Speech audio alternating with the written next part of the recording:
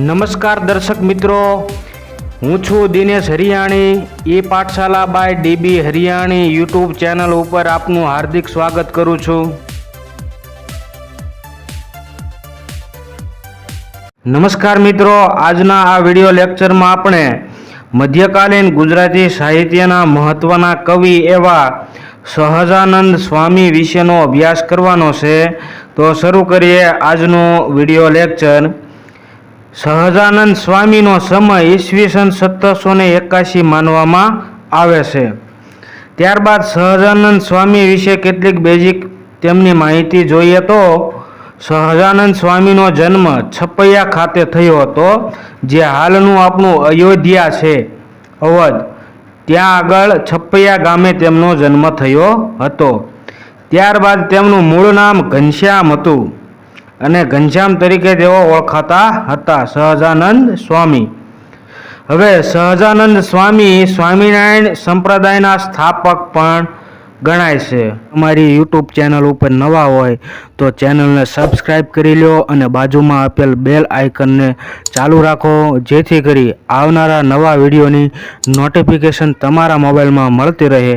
અને જો અમારો વિડીયો ગમ્યો હોય તો વિડીયોને એક લાઇક આપી અને તમારા મિત્ર સુધી શેર કરવા નમ્ર વિનંતી છે. સહજાનંદ સ્વામી વિશે આગળ જોઈએ તો તેઓએ 12 વર્ષની ઉંમરે ઘર છોડી તપશ્ચર્યા અને યોગ સાધના કરતા કરતા નીલકંઠ બ્રહ્મચારી તરીકે 7 વર્ષ પરિભ્રમણ કર્યું હતું.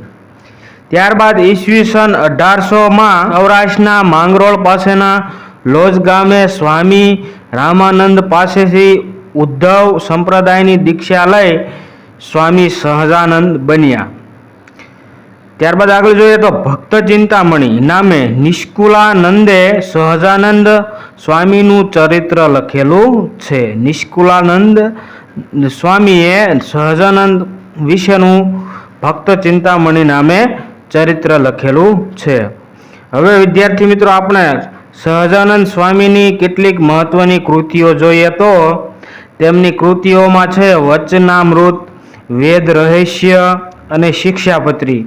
આ 3 કૃતિઓની મહત્વની રચના કરેલી છે અને પરીક્ષામાં વચનામૃત અને શિક્ષાપત્રી આ બંને કૃતિ સહજાનંદ સ્વામીની પૂછાઈ ગયેલી છે.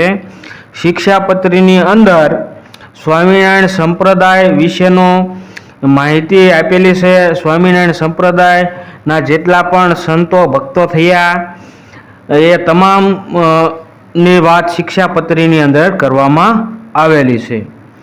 અને આપણે જે સહજાનંદ સ્વામી વિશે અગાઉ પરીક્ષામાં પ્રશ્નો પૂછાઈ ગયા છે તેમાં મહત્વનું એમનું જન્મસ્થળ છે, કારણ કે છપૈયા ખાતે તેમનો જન્મ થયો હતો. એ પરીક્ષામાં ઘણી વખત પૂછાઈ ગયેલું છે. અને શિક્ષાપત્રી અને વચનામૃત આટલા પ્રશ્નો છે એ મહત્વના ઇમ્પોર્ટન્ટ IMP છે. Thank you for watching.